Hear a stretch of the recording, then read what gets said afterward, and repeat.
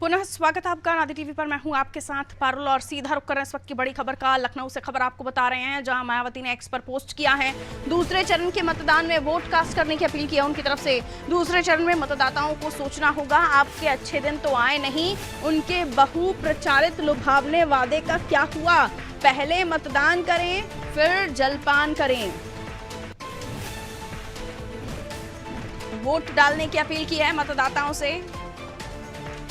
और देखिए, चूंकि अब ये नेता सार्वजनिक तौर पर खुद के लिए वोट नहीं मांग सकते, इसलिए सिर्फ मुद्दों को गिना रहे हैं। और एक्स पर मायावती ने जो पोस्ट किया उससे वो ये मतदाता को कह रहे हैं कि दूसरे चरण में सोचना होगा, आपके अच्छे दिन तो आए नहीं, उनके बहु प्रचारित लुभावने वादे का क्या हुआ। पहले मतदान फिर जलपान।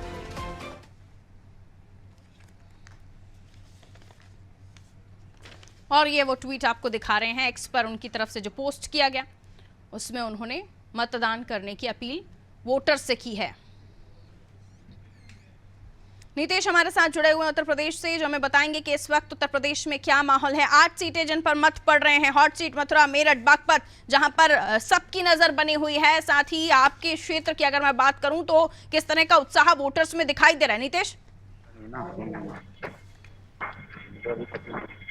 नीतीश आवाज मिल रही है? जी बिल्कुल। जी बताइए, किस तरह का उत्साह वोटर्स में आप देख रहे हैं? क्या कुछ इस वक्त मतदान को लेकर जनता के मन में है?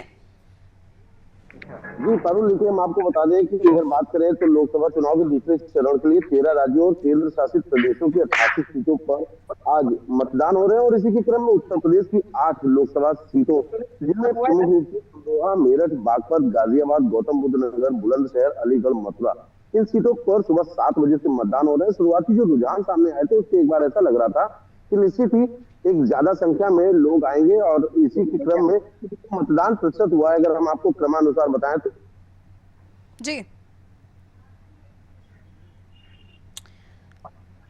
तो मतदान चल रहा है, लोग घरों से निकल रहे हैं, मतदान कर रहे हैं। देखिए, अब जैसे जैसे टेम्परेचर बढ़ेगा उसके बाद लोग कोशिश करेंगे कि कुछ लोग वो होंगे जो लंच के टाइम पर जाकर वोट कास्ट करना चाहते हैं। जी नीतीश, कंप्लीट कीजिए अपनी बात जल्दी से। 20% और मथुरा में 10.9% मतदान दर्ज किया गया। अगर हम आपको बताएं तो ये तुलनात्मक अध्ययन है, इसके हिसाब। जी नीतीश, हम वापस आपके पास आ रहे हैं। कुछ नेटवर्क इशू की वजह से आप की आवाज नहीं साफ आ रही है। शादाब हमारे साथ जुड़े हुए, उनसे भी हम जानेंगे कि कहां इस वक्त किस तरीके का मत प्रतिशत निकल कर सामने आया है और जनता में कितना उत्साह दिखाई दे रहा है। क्योंकि अब तक जो मत प्रतिशत आ रहे हैं उसके हिसाब से 11 के करीब आसपास ये मत प्रतिशत गया है। अभी क्या अपडेट्स हैं शादाब, और वोटर्स में किस तरह का उत्साह, किन मुद्दों पर वोट कास्ट किए जा रहे हैं? देखिए पारुल, मैं आपको बता दूं कि लगातार अब यहाँ पर जो भीड़ है वो बढ़ती नजर आ रही है। कई ऐसे जिले हैं जहाँ पर लोग बढ़ चढ़ कर वोट देने की बात कर रहे हैं और वोट दे रहे हैं। हालांकि अभी जिस तरह से टेम्परेचर बढ़ता जाएगा तो उसमें थोड़ी दिक्कतों का सामना भी जो वोटर हैं उनको करना पड़ेगा। हालांकि अगर निर्वाचन विभाग की बात करें तो वो लगातार सुविधाओं देने की बात कर रहा था, और कई ऐसे तरीके हैं जिसकी वजह से जो वोटर हैं उनको दिक्कतों का सामना न करना पड़े। इसको लेकर भी उन्होंने कई ऐसी रणनीति भी बनाई थी। आपको ये भी बता दें कि जिस तरह से जो निर्वाचन विभाग है उन्होंने एक ऐप भी चालू की थी, जिससे वो बूथ पे पता भी कर सकते हैं कि कितनी भीड़ है वहां पे या कितने लोग वहां पे अभी वोट डालने हैं। ऐसी तरीके की भी निर्वाचन की तरफ से एक साइट जारी की गई थी, उस पर भी आप जो लोग हैं वो चेक कर सकते थे। तो ऐसे में जिस तरह से जो वोटर हैं वो लगातार वोट डालने के लिए बूथ पर पहुंच रहे हैं। लेकिन जिस तरह से अगर तापमान की बात करें, तापमान में धूप बहुत तेज है, उसको देखते हुए जो बुजुर्ग हैं उनको दिक्कतों का सामना करना पड़ रहा है, लाइन लगानी पड़ रही है। तो उसको देखते हुए जो थोड़ी बहुत दिक्कतें हैं वो सामने आ रही हैं। लेकिन जो वोटर हैं वो लगातार वोट करने आ रहे हैं और वोट डाल रहे हैं। फिलहाल आपको बता दें कि अगर मेरठ की बात करें, मेरठ से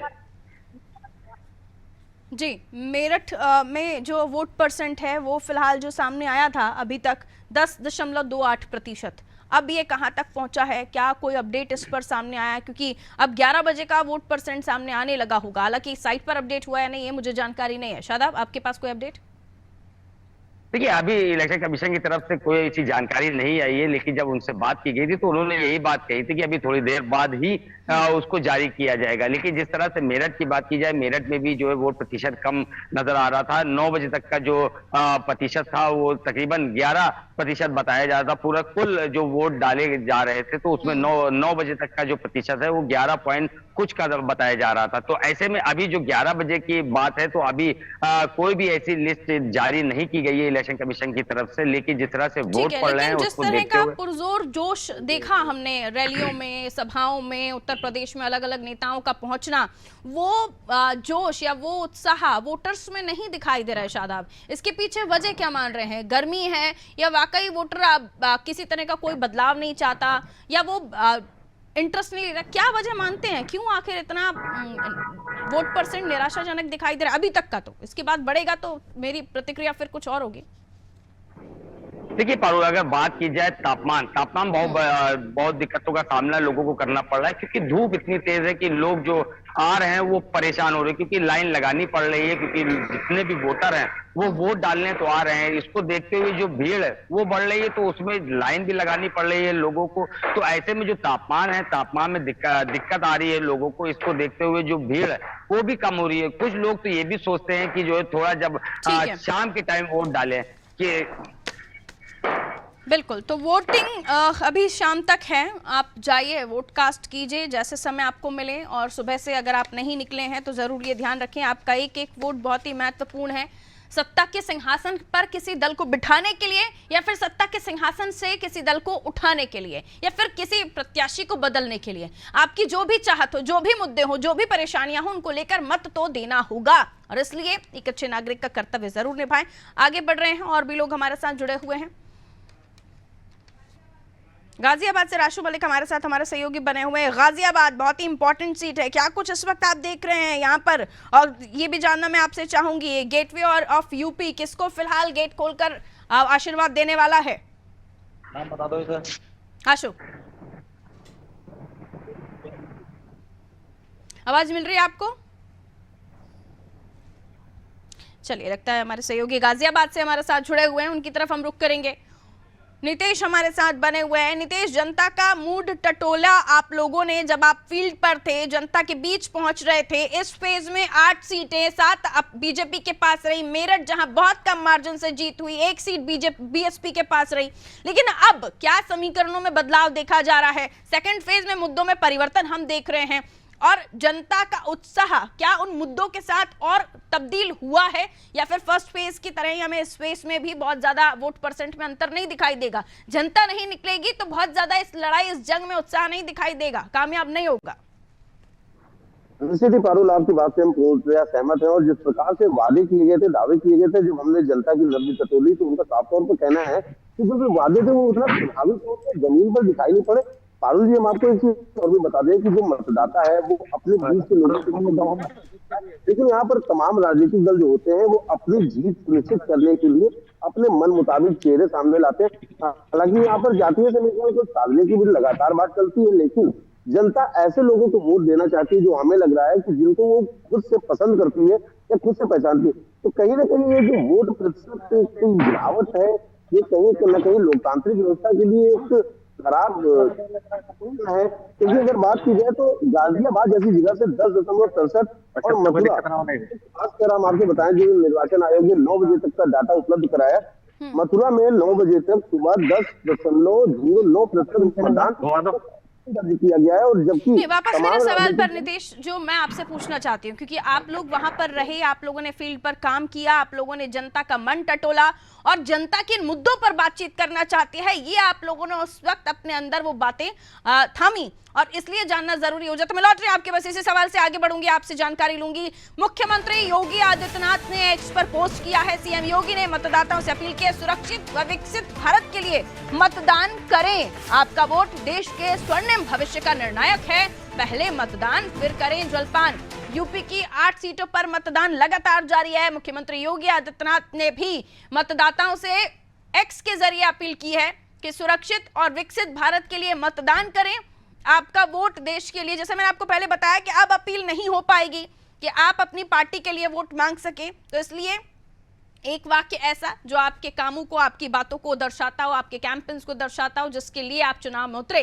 और अब ये कि पहले मतदान फिर करे जलपान। वापस नीतीश की तरफ में जा रही हूँ। नीतीश, जनता का मन टटोला, महंगाई बेरोजगारी का मुद्दा ज्यादा उठा जनता के जहन में, क्योंकि आप सेकंड फेज तक आते आते मंगलसूत्र और संपत्ति कर और भी तमाम चीजें आई जो रही। तो जनता के मन में क्या आकलन किया आपने, किन मुद्दों को लेकर जनता ने ज्यादा बात की?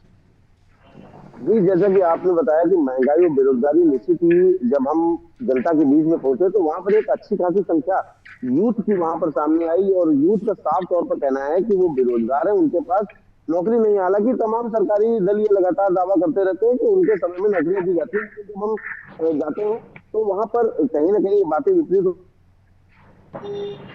जी। नीतीश, बहुत ज्यादा नेटवर्क ब्रेकेज है आपके यहाँ से, प्लीज उसको ठीक करवाइए। मैं लौट रही हूँ आपके पास, दोबारा आपसे बात करूंगी। वाशु मलिक हमारे साथ जुड़े हुए हैं गाजियाबाद से। गाजियाबाद के बारे में वाशु के पास क्या जानकारी? गेटवे ऑफ यूपी किसको रास्ता दे रहा है?